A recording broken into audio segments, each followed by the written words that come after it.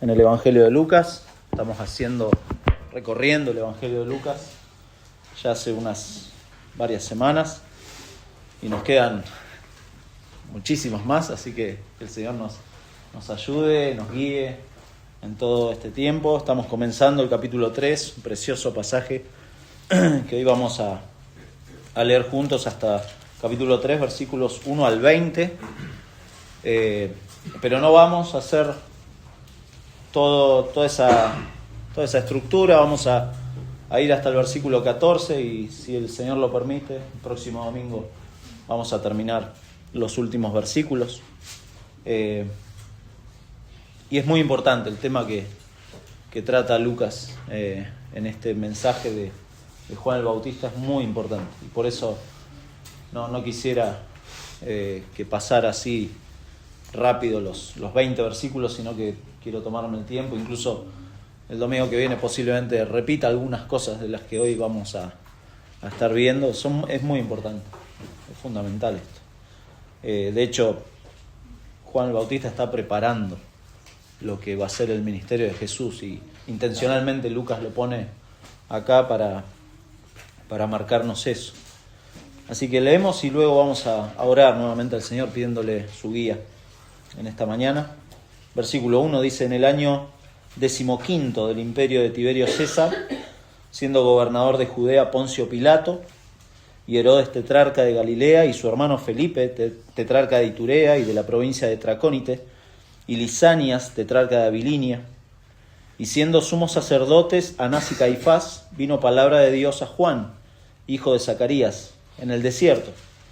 Y él fue por toda la región contigua al Jordán, predicando el bautismo del arrepentimiento para perdón de pecados, como está escrito en el libro de las palabras del profeta Isaías, que dice: voz del que clama en el desierto, preparad el camino del Señor, enderezad sus sendas, todo valle se rellenará y se bajará todo monte y collado, los caminos torcidos serán enderezados y los caminos ásperos allanados, y verá toda carne la salvación de Dios. Y decía a las multitudes que salían para ser bautizadas por él: oh generación de víboras, ¿quién os enseñó a huir de la ira venidera? Haced, pues, frutos dignos de arrepentimiento, y no comencéis a decir dentro de vosotros mismos: tenemos a Abraham por padre, porque os digo que Dios puede levantar hijos de Abraham aún de estas piedras. Y también el hacha está puesta a la raíz de los árboles. Por tanto, todo árbol que no da buen fruto se corta y se echa en el fuego. Y la gente le preguntaba diciendo: ¿entonces qué haremos? Y respondiendo les dijo: el que tiene 2 túnicas, dé al que no tiene, y el que tiene que comer, haga lo mismo. Vinieron también unos publicanos para ser bautizados, y le dijeron: Maestro, ¿qué haremos? Él les dijo: no exijáis más de lo que os está ordenado. También le preguntaron unos soldados, diciendo: ¿y nosotros qué haremos? Y les dijo: no hagáis extorsión a nadie, ni calumniéis, y contentaos con vuestro salario. Como el pueblo estaba en expectativa, preguntándose todos en sus corazones si acaso Juan sería el Cristo, respondió Juan diciendo a todos: yo a la verdad os bautizo en agua, pero viene uno más poderoso que yo, de quien no soy digno de desatar la correa de su calzado. Él os bautizará en Espíritu Santo y fuego. Su aventador está en su mano y limpiará su era, y recogerá el trigo en su granero, y quemará la paja en fuego que nunca se apagará. Con estas y otras muchas exhortaciones anunciaba las buenas nuevas al pueblo. Entonces Herodes el tetrarca, siendo reprendido por Juan a causa de Herodías, mujer de Felipe su hermano, y de todas las maldades que Herodes había hecho sobre todas ellas, añadió además esta: encerró a Juan en la cárcel. Señor, pedimos por favor que tu Santo Espíritu esté guiándonos en esta mañana. Damos gracias porque podemos acercarnos a ti, cantarte, orar, leer tu palabra, como decía mi hermano, solamente por la preciosa obra de Cristo en favor de tu pueblo. Señor, rogamos que nos cuides, Señor, por favor, que tu pueblo sea edificado con tu palabra, y si hay corazones aquí que aún no te conocen, Señor, dales el arrepentimiento y la fe que necesitan para acercarse a ti, Señor. Te pedimos todas estas cosas en el nombre de Jesús. Amén. Amén. Bueno, es notable que si usted hace un recorrido atrás de la historia de la iglesia, de la historia del cristianismo, muchos hermanos fueron perseguidos o han tenido que mantener firme su fe en épocas difíciles. No solamente hoy, en el pasado, bueno, lo vemos acá, ¿no? En Juan el Bautista, cómo termina. Luchas ha habido siempre por errores doctrinales, por persecuciones, por los peligros de adaptarse a la cultura, ¿no? Hoy el tema ese de adaptarse a la cultura muchas veces ha puesto en conflicto a muchos creyentes. Incluso este tema, ¿no? de adaptarse al mundo ha llevado, y uno lo puede rastrear, ha llevado como el lenguaje y las palabras a la hora de predicar han cambiado. Eso es notable, es tremendo. Va cambiando conforme el temor al hombre crece. La imagen de Dios se disminuye en función de si tenemos temor al hombre, la imagen de Dios disminuye. Es así, eso es 2 más 2, ¿no? Hoy vivimos un tiempo, hubo épocas en donde la doctrina acerca de la divinidad de Cristo o de la humanidad de Cristo se vio confrontada, y hubo hombres de Dios que realmente hicieron tremendas cosas, preciosas cosas, y escribieron. Pero hoy más que todo está la lucha o el ataque está en el tema de la inerrancia de las Escrituras, de la suficiencia de las Escrituras, la autoridad de las Escrituras. Y así, en diferentes épocas, y hoy más que nunca, hay diferentes conceptos o términos que han sido por muchos eruditos, entre comillas, editados, torcidos, cambiados, incluso en la forma de predicar y de pensar el Evangelio. Por ejemplo, si yo le pregunto a usted, ¿qué lo separa de Dios? ¿Qué me va a responder? El pecado. Ahora, ¿qué es el pecado? Ahí entramos en algo más profundo, ¿no? Porque hay que saber definir las palabras, no solamente tener el concepto y enseguida responder rápidamente. Claro, el pecado me separa de Dios, pero ¿qué es el pecado? ¿Usted lo sabe? ¿Qué es el pecado? Bueno, ahí no le voy a pedir que me responda, pero es importante saber definir. ¿Usted sabe lo que necesita hacer para acercarse a Dios? Bueno, hablamos de arrepentirnos, hablamos de tener fe. ¿Usted conoce el carácter de Dios? Y hablamos ahí de un montón de perfecciones de Dios y de palabras, ¿no? Decimos del amor, de la justicia, de la santidad. Pero hay que saber definir esas cosas y tener un claro entendimiento de qué es eso. Porque eso... ¿Usted sabe algo de la ira de Dios? Acá Juan el Bautista habla de la ira de Dios. Y es muy importante saber definir esas cosas. ¿Ha escuchado acerca del pecado y del arrepentimiento? Y justamente esos 2 términos son términos que en muchos púlpitos y en muchas predicaciones se ha perdido. El arrepentimiento y el pecado. Y son 2 palabras claves que Juan el Bautista utiliza acá para hablarle a la gente. Juan habla del arrepentimiento. Y el arrepentimiento notablemente es un tema que a lo largo del Evangelio de Lucas y de Hechos se repite mucho. Y el mensaje de Juan era ese, lo leímos ahí en versículo 3. Él iba predicando el bautismo del arrepentimiento para perdón de pecados. Ya lo hemos visto hace unos domingos, la frase esa, perdón de pecados, es como un equivalente a la salvación, porque la salvación trae perdón de pecados. Muy importante, acá Dios ha enviado, y lo hemos visto ya en Lucas, al precursor del Mesías, y Dios está cumpliendo sus planes. Ese es el punto principal de Lucas, cómo Dios cumple sus planes, las cosas que han sido ciertísimas, dice Lucas a Teófilo en capítulo 1, lo que ha sido realmente el cumplimiento de Dios en medio de nosotros, enviando al precursor, enviando al Mesías mismo. Ya vimos los anuncios, los nacimientos, vimos los testimonios, hubo varios testimonios en donde se confirma esto, y finalmente el domingo pasado vimos cómo Jesús mismo dice: es necesario que yo esté en la casa de mi Padre, en las cosas de mi Padre, en los negocios de mi Padre. Todo esto cumpliéndose para que ahora nos introduzca y nos traiga de nuevo a la historia de Juan el Bautista. Interesante porque lo dejamos a Juan el Bautista en capítulo 1 al final, versículo 80, cuando dice que el niño crecía y se fortalecía en espíritu y estuvo en lugares desiertos, hablando de Juan, hasta el día de su manifestación a Israel. Ese es Juan el Bautista. Lucas, bueno, Juan el Bautista no es el apellido, ¿sí? Eso es para aclararlo.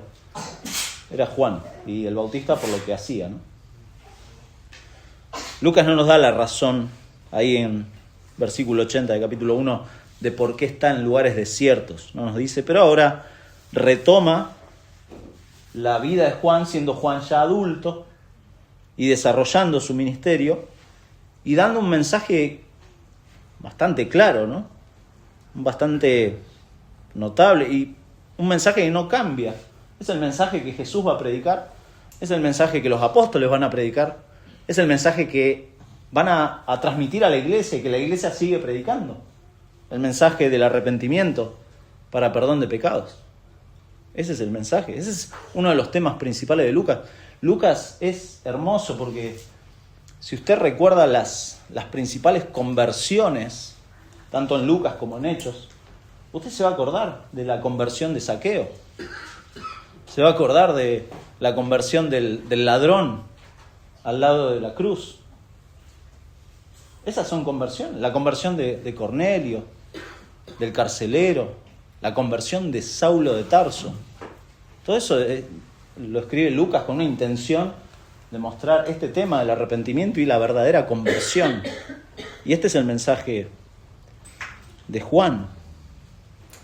Porque no es un tema menor. No es un tema menor y por eso me voy a tomar 2 domingos, hoy y el próximo.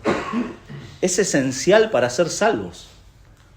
Este tema, necesitamos arrepentirnos para ser salvos.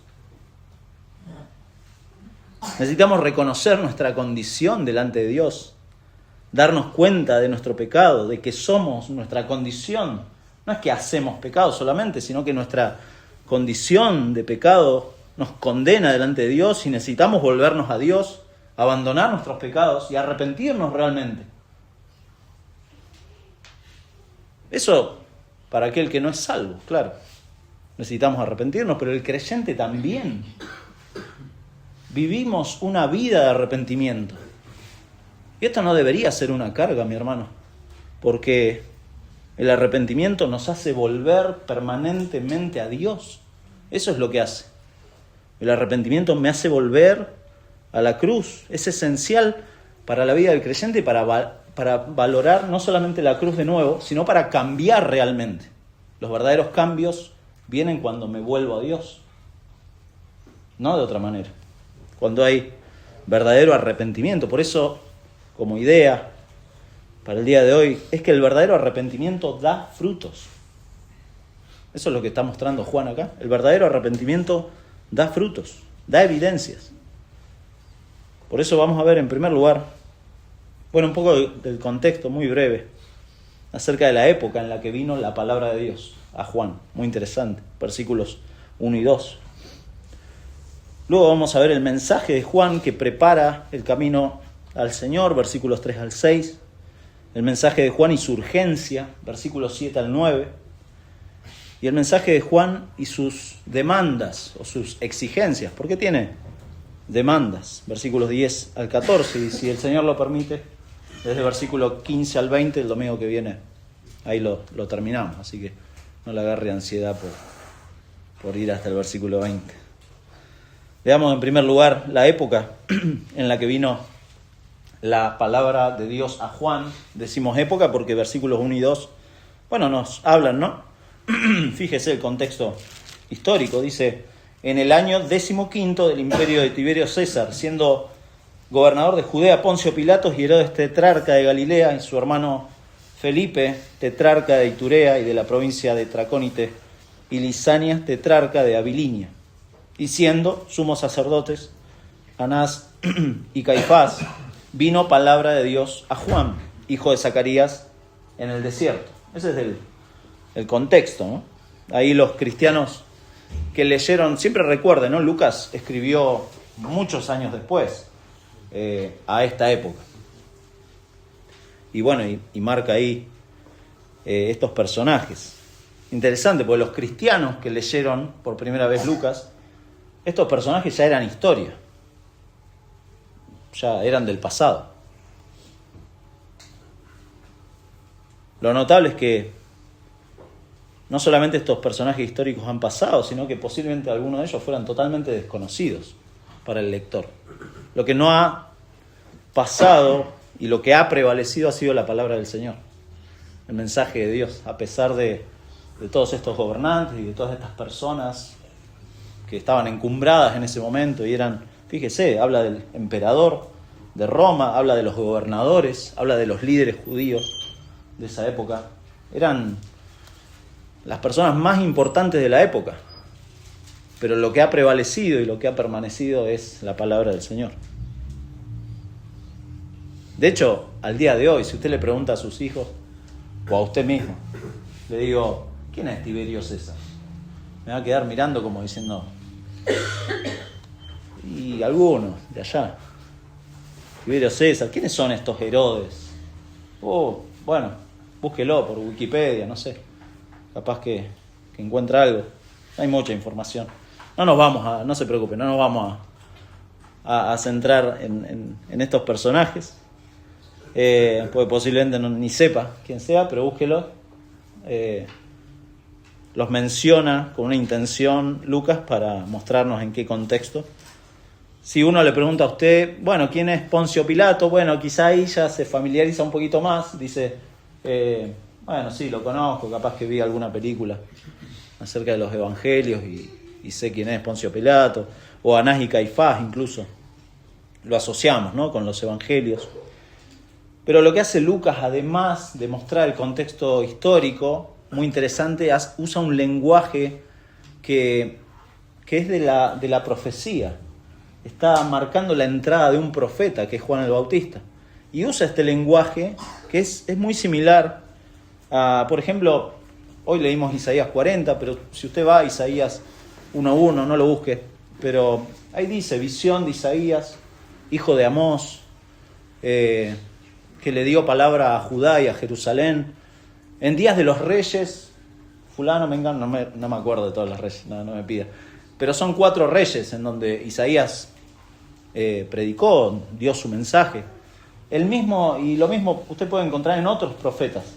Lo que está usando Lucas es justamente el lenguaje de la profecía, introduciendo a Juan el Bautista para decir que vino palabra de Dios a Juan, hijo de Zacarías, en el desierto, para mostrar no solamente que Dios está dando su palabra en un contexto histórico, sino que Dios tiene el control de todas las cosas.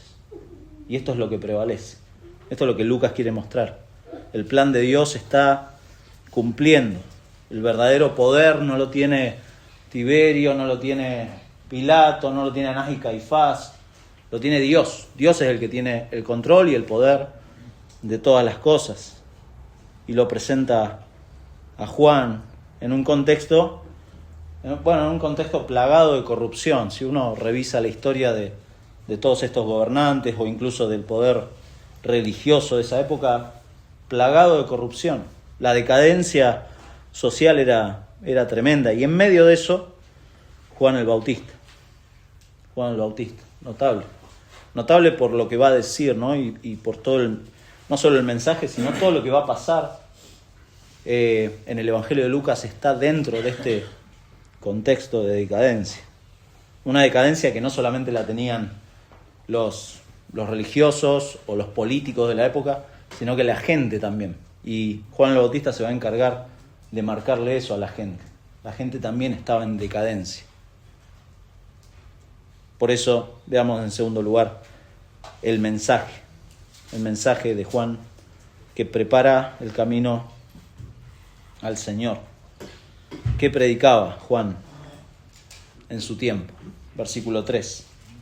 Y él fue, Juan el Bautista, por toda la región contigua al Jordán, predicando el bautismo del arrepentimiento para perdón de pecados. Ese es el mensaje de Juan. Fijémonos en primer lugar lo que predicaba y luego por qué predicaba de esta manera. ¿Qué antecedentes tenemos de esto? Porque es una frase rara, no sé si se dio cuenta. Lo que predicaba, ¿cómo se predica el bautismo? El bautismo se hace, pero predica el bautismo del arrepentimiento para perdón de pecados. Pero también en segundo lugar predicaba este arrepentimiento que implica que podía existir un arrepentimiento falso, ¿no? Porque de hecho puede existir. Más adelante Pablo va a decir en 2 Corintios 7 que existe un arrepentimiento falso. Hay un arrepentimiento verdadero y un arrepentimiento falso.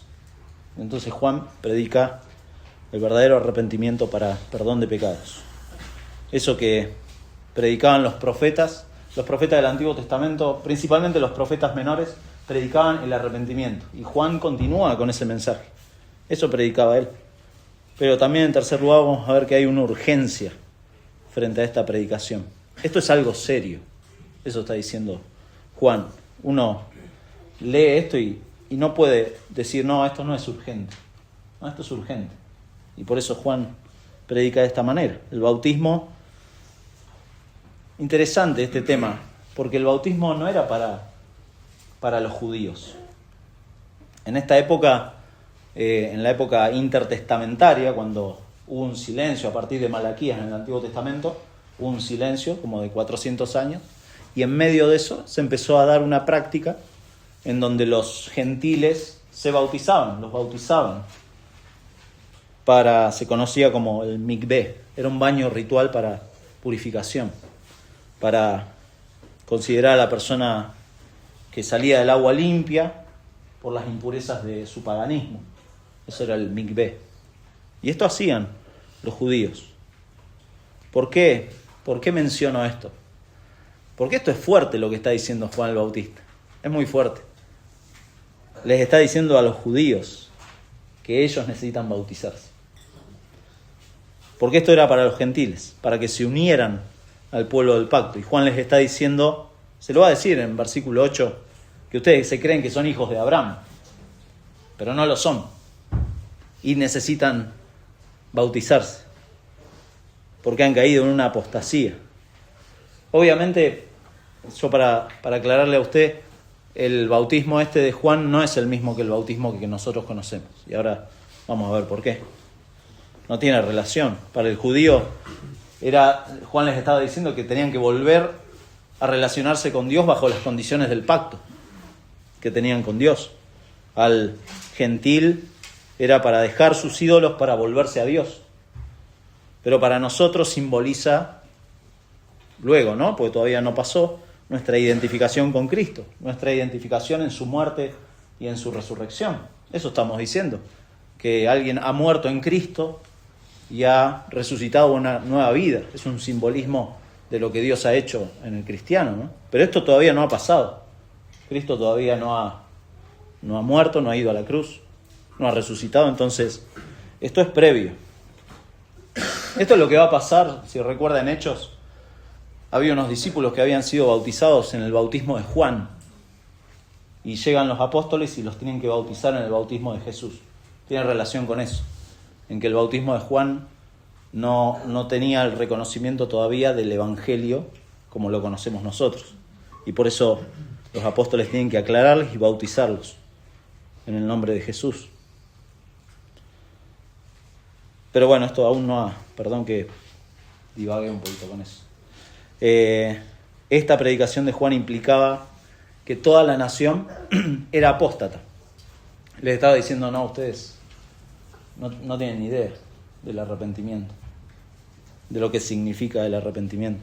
Y Juan los está llamando a un verdadero arrepentimiento.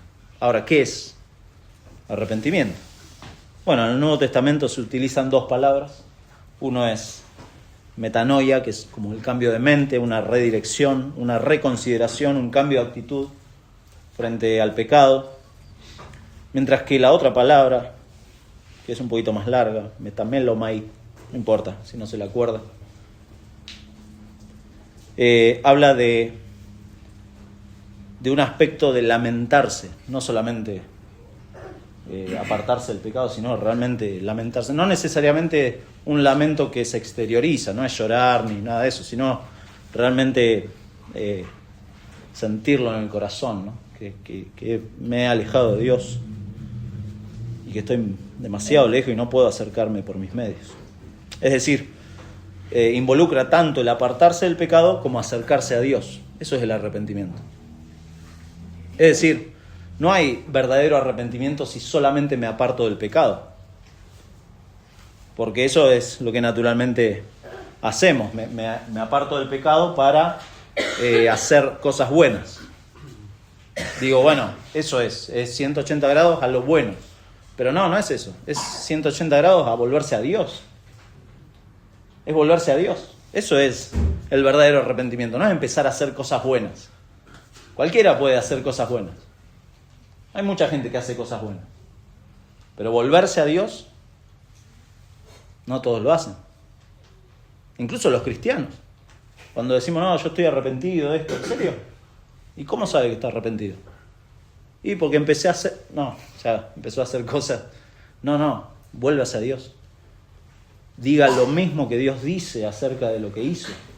¿Usted piensa que lo que hizo es pecado? ¿Por qué? Y porque está mal, porque le hice daño a a aquel. ¿No? ¿Y qué dice Dios? ¿Qué dice Dios de su pecado? ¿Se ha vuelto a Dios? ¿Le ha confesado a Dios? ¿Ha corrido a la cruz, a la gracia de Dios? No hay verdadero arrepentimiento si solamente me aparto del pecado para agregar obras buenas, para compensar mi falta. Muchas veces hacemos eso. Nos la mandamos, decimos, y compensamos. Empezamos a hacer cosas buenas como para nivelar la balanza, pero Dios no está presente en todo eso. No, el verdadero arrepentimiento se vuelve a Dios. Las buenas obras sí vienen como resultado de acercarme a Dios. Hay buenas obras, claro que sí. De hecho, Juan se los va a decir ahí más adelante. Pero es resultado de haberme acercado a Dios. El falso arrepentimiento lo que hace es buscar refugio en sus actos para librarse de la culpa del pecado y calmar su conciencia, pero nunca se acerca a Dios y nunca habla el lenguaje de Dios, nunca va a la palabra de Dios. El verdadero arrepentimiento vuelve a Dios. Por eso tenemos, mi hermano, que tener cuidado de pensar que una persona puede ser salva sin arrepentimiento. Es muy peligroso eso. Predicamos un evangelio muchas veces sin llamar al arrepentimiento. Y si la persona no se arrepiente de sus pecados, no se vuelve a Dios de sus pecados, no se ha arrepentido. No se ha arrepentido. Porque muchos quieren ser salvos. Uno le pregunta a una persona, ¿quiere ser salvo? Claro. ¿Quiere ir al cielo? Por supuesto. Vamos. Pero no todos quieren ir a Dios. No todos quieren ir a Dios. Porque no aman a Dios. Porque sus corazones no han sido transformados. Y por consecuente no hay frutos genuinos, como dice Juan acá. Frutos dignos del arrepentimiento. Y a eso apunta Juan. Y es algo que Isaías lo ha como predicho, ¿no? Porque dice ahí, versículo 4, como está escrito en el libro de las palabras del profeta Isaías, que dice, y acá hace como una imagen del arrepentimiento. voz del que clama en el desierto, preparad el camino del Señor, enderezad sus sendas, todo valle se rellenará y se bajará todo monte y collado, los caminos torcidos serán enderezados, los caminos ásperos allanados, y verá toda carne la salvación de Dios. Ahí está, como la imagen esta que utiliza es la ilustración del verdadero arrepentimiento. Es la forma en que los profetas simbolizaban el cambio en el corazón. Es como lo que está describiendo la construcción de una carretera. Muy interesante la imagen, ¿no?, que usa. John MacArthur lo describe de esta manera.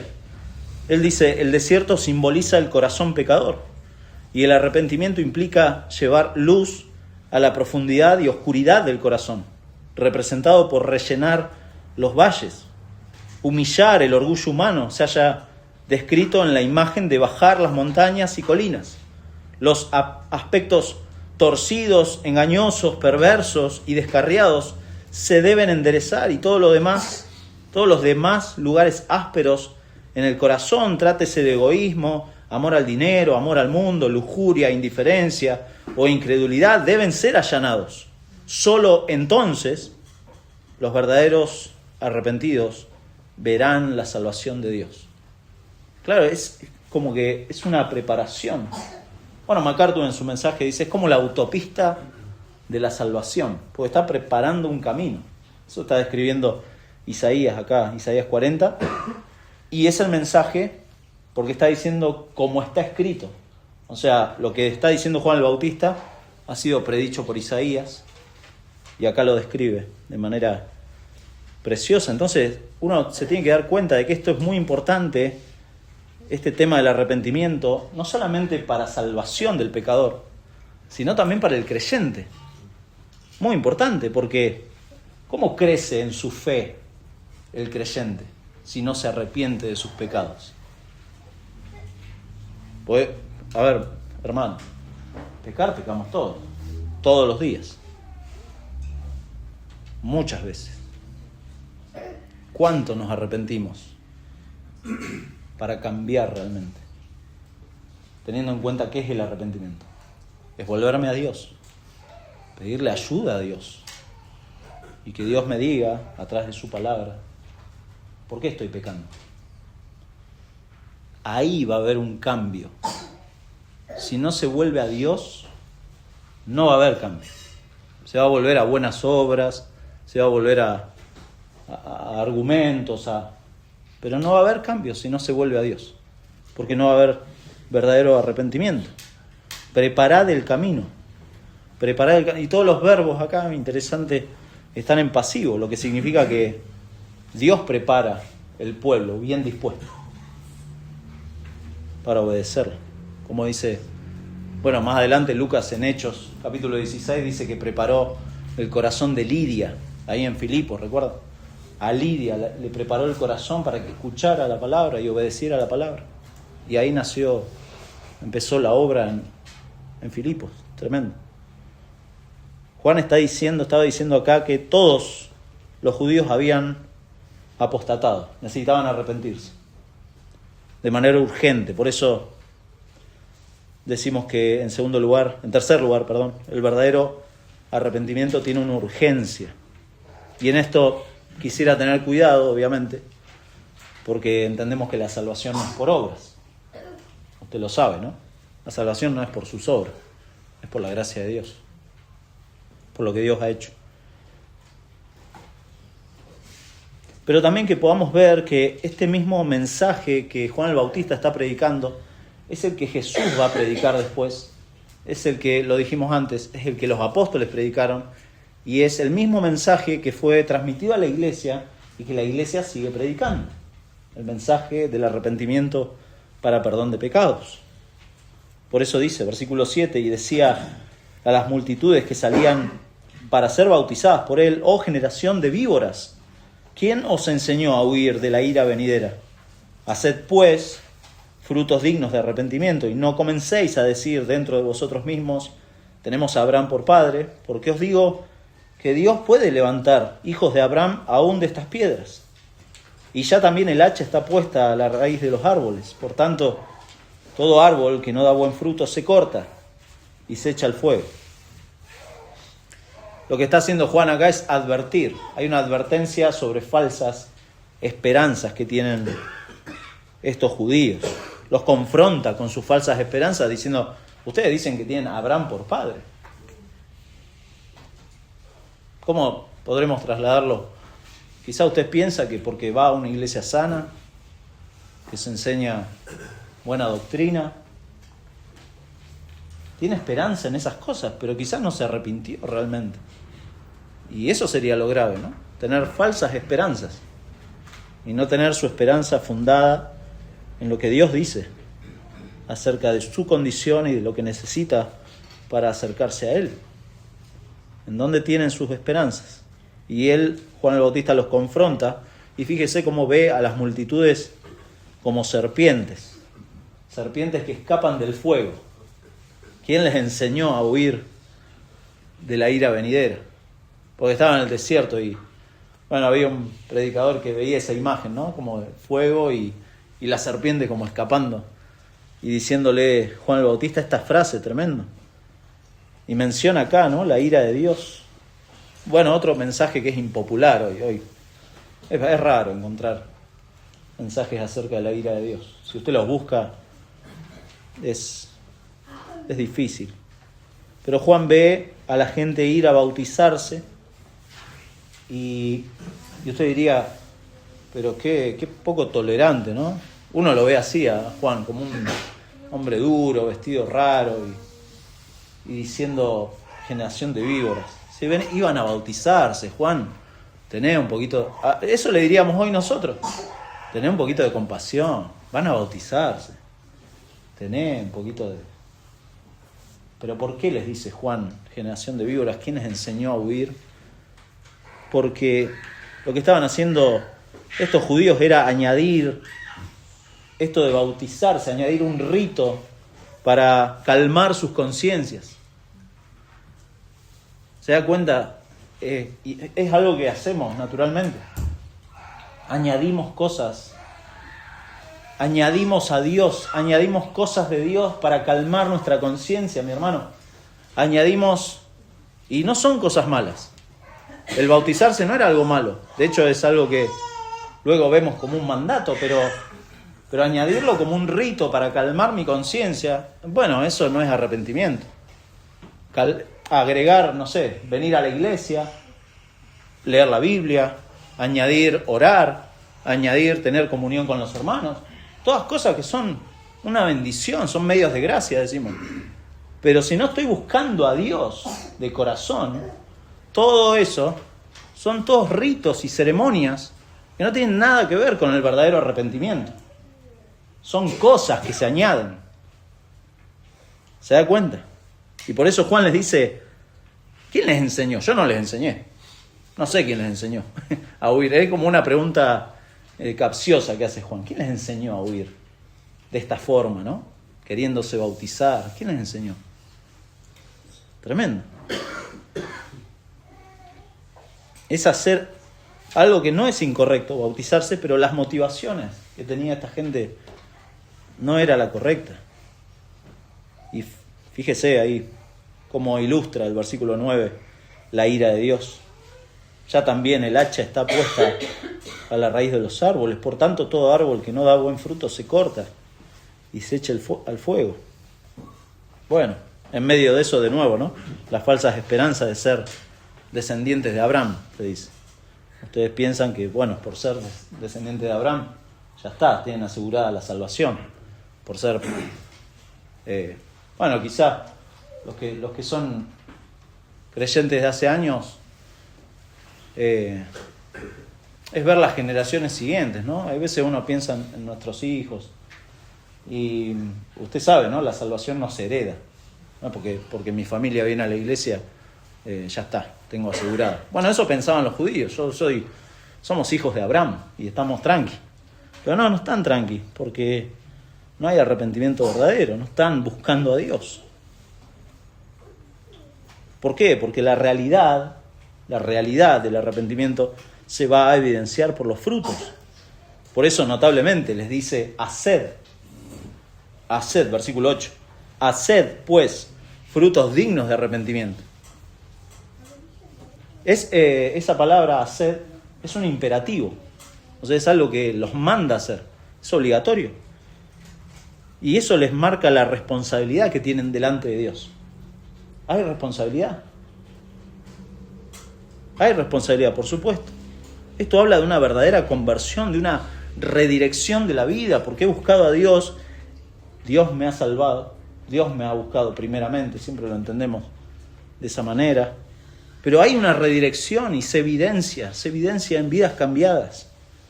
El creyente obviamente no confía en sus desempeños para la salvación, por supuesto que no, de ninguna manera, pero siempre hay una vida consecuente, siempre hay una vida consecuente con su fe. Por eso Jesús más adelante, interesante, pues utiliza de nuevo el mismo mensaje en capítulo 6. Fíjese, capítulo 6 de Lucas, ahí mismo en Lucas 6:43 dice, no es buen árbol, de vuelta, la imagen de los árboles y los frutos. No es buen árbol el que da malos frutos, ni árbol malo el que da buen fruto. Porque cada árbol se conoce por su fruto.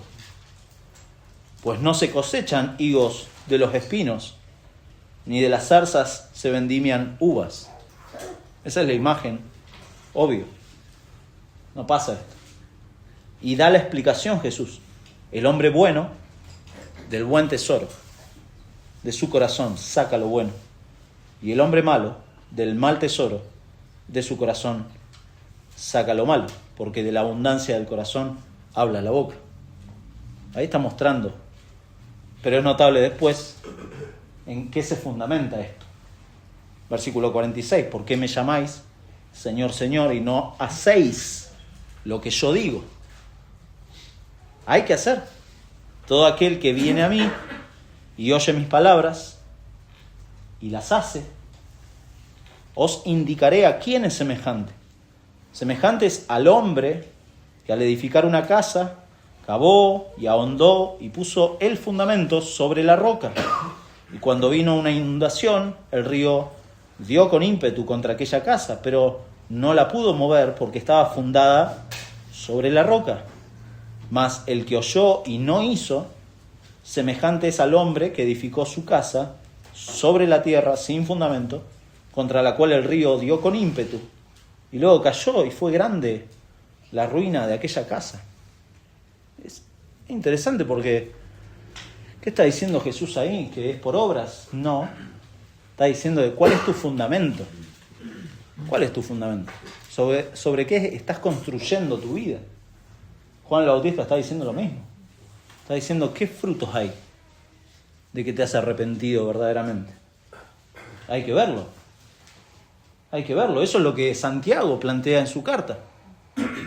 La fe por sí sola, ¿cómo se ve? ¿Cómo se ve su fe? Bueno, eso es lo que les está planteando. Frutos dignos, que son apropiados. Eso es la palabra. Dignos son apropiados. Son comprobables delante de Dios. Y esto no estamos hablando, vuelvo a repetir, porque no quiero que ustedes se confundan, no es salvación por obras, pero sí son evidencias de una verdadera fe. La verdadera fe se ve. No hoy, no en una foto, se ve. Persevera, se afirma en el Señor, puede caer, puede pecar, claro, no estamos glorificados, pero vuelve a Dios.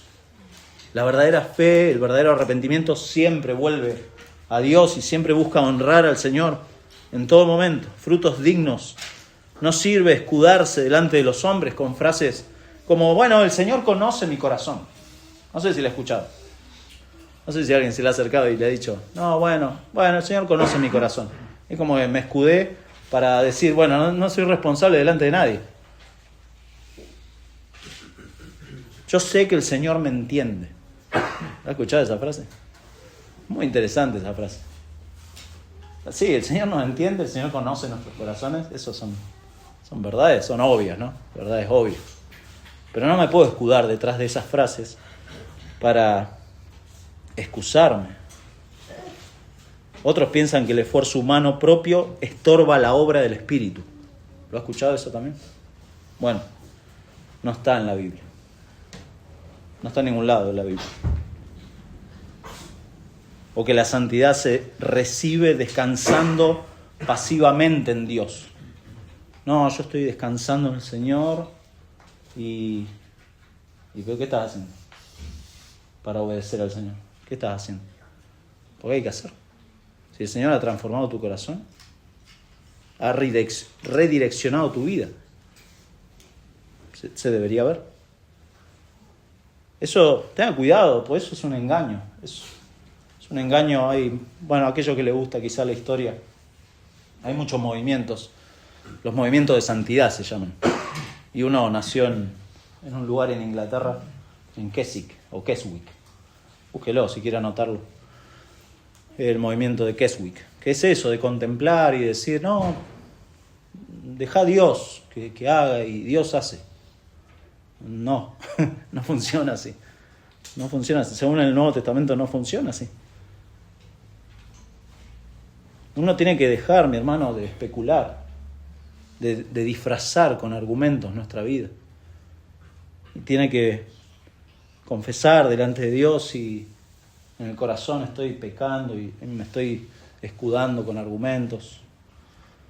Hay que volverse a Dios. El pecador para salvarse, por supuesto. Pues no tiene esperanza.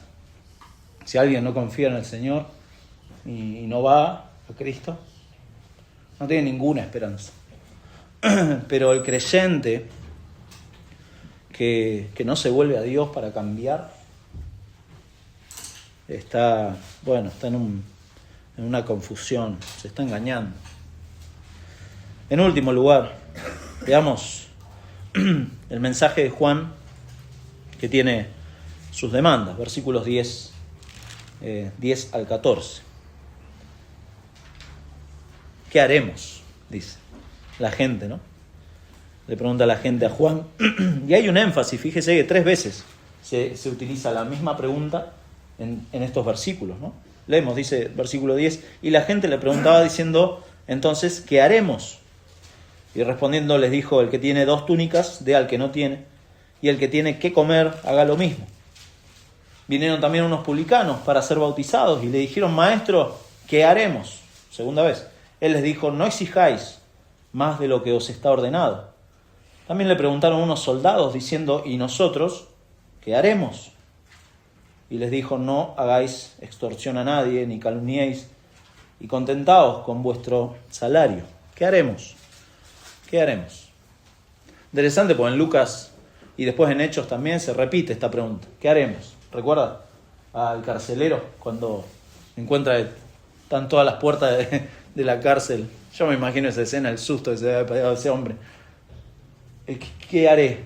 ¿Qué haré para ser salvo? ¿Qué haremos? Es intencional, ¿no? Para hablar de las demandas. Tiene demandas. El verdadero arrepentimiento tiene demandas. Exige un cambio de dirección.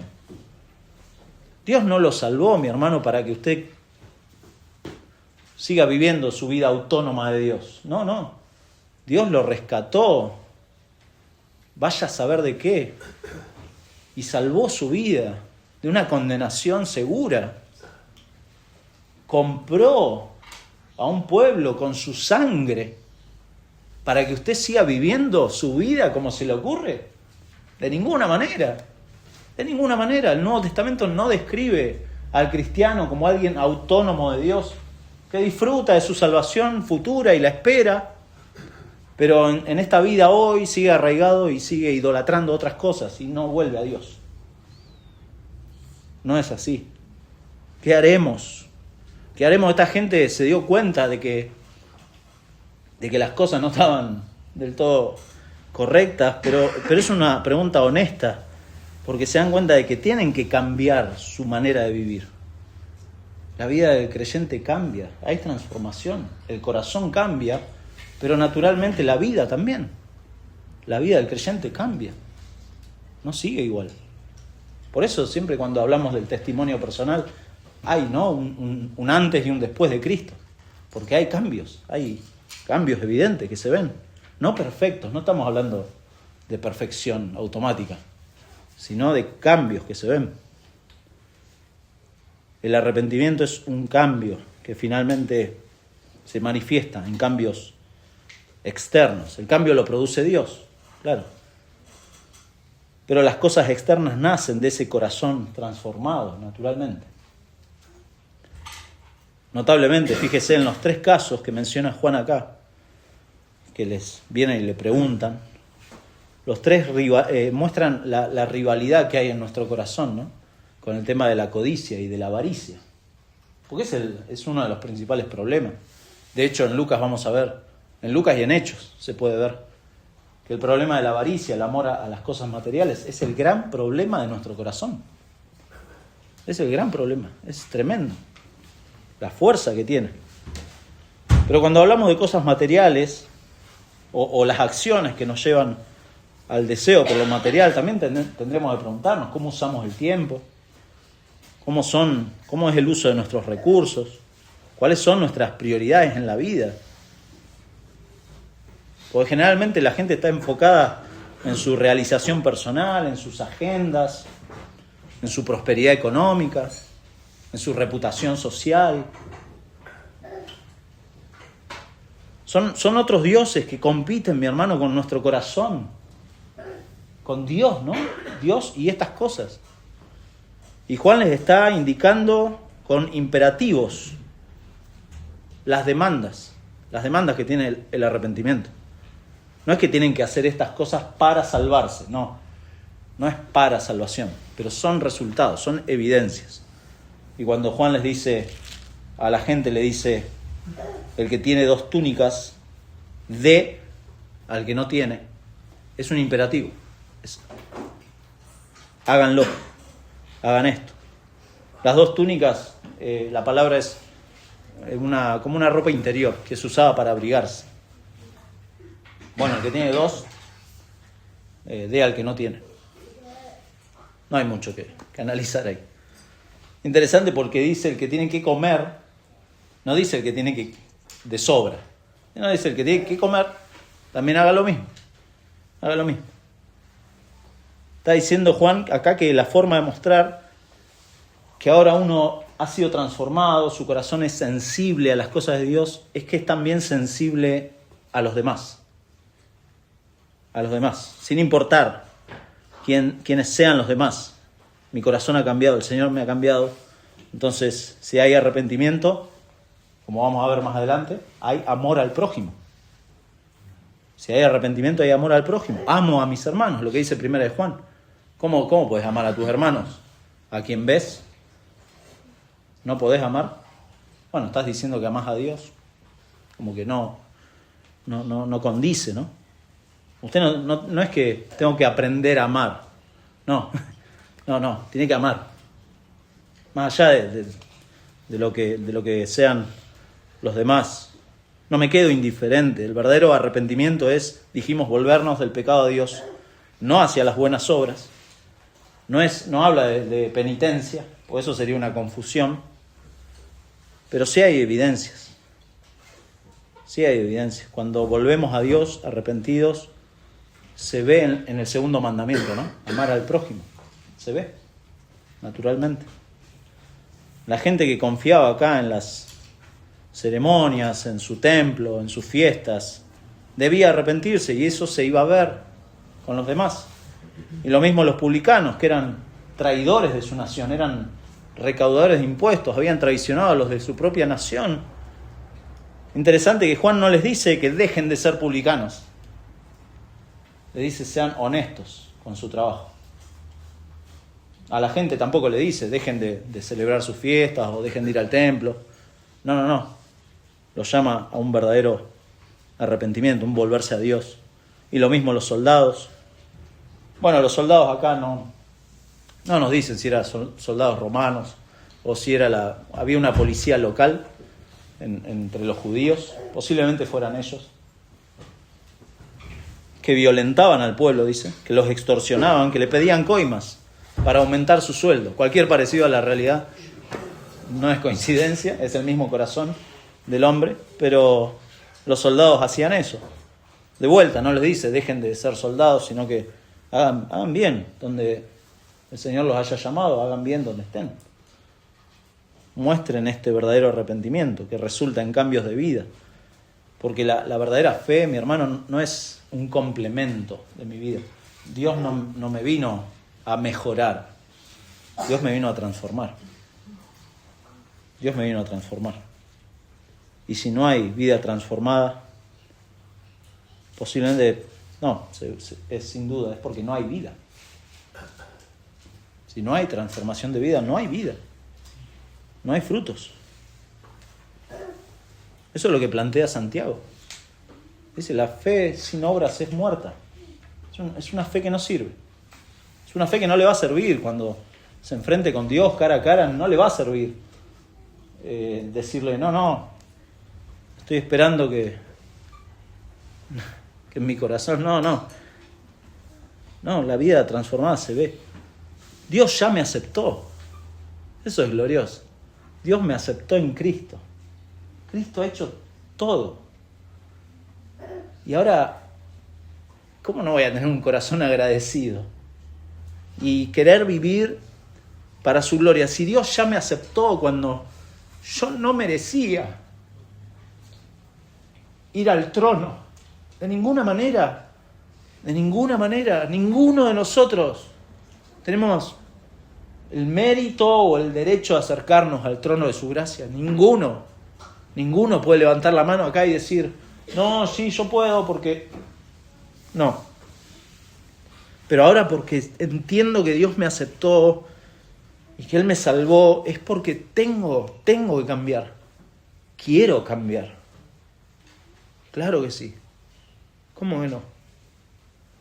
Si no hay fruto y sigo teniendo mis patrones de vida como siempre y me refugio en argumentos o digo, no, pues yo creo y tengo esta doctrina y tengo todo esto,